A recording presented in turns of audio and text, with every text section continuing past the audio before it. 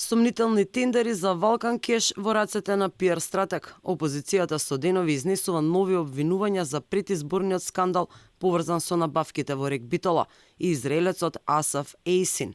А обвинителството, наместо да се фати за работи да ги провери обвинувањата, немо посматра и е само заинтересирано за случајот.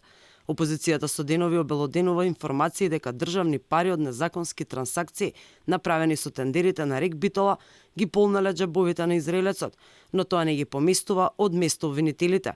Тие оставаат на Комисијата за изборни нерегуларности прва да се изјасни дали се правил криминал во Рек Битола и во Кеш се плаќало за израелска пиар стратегија. Сите информации ги следиме и ќе ги доставиме до Комисијата што следи изборни нерегуларности. Доколку тие утврдат нерегуларности, обвинителството ќе постапи согласно своите надлежности. Како и обвинителите, така и новиот состав на антикорупцијска начело со новата шефица Татјана Димитровска. И тие само прибираат информации, а за сега немаат оформено предмет за случајот.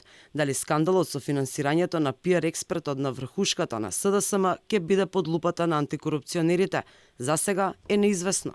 Немаме се уште стигнато представка.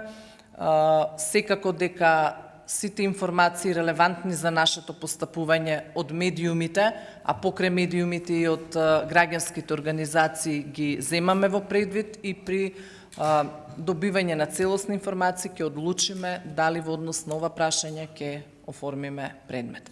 По избивањето на скандалот од кабинетот на Пендаровски се правдаа дека тој се среќавал со израелецот, но не бил негов консултант, туку на СДСМ. Од друга страна, Ковачевски негира дека партијата има консултант од Израел. Инаку, израелецот Асаф Ейсин е познат како консултант на српскиот претседател Александар Вучик и со денови се споменува како главен креатор на победничките изборни кампањи на првиот човек на Србија.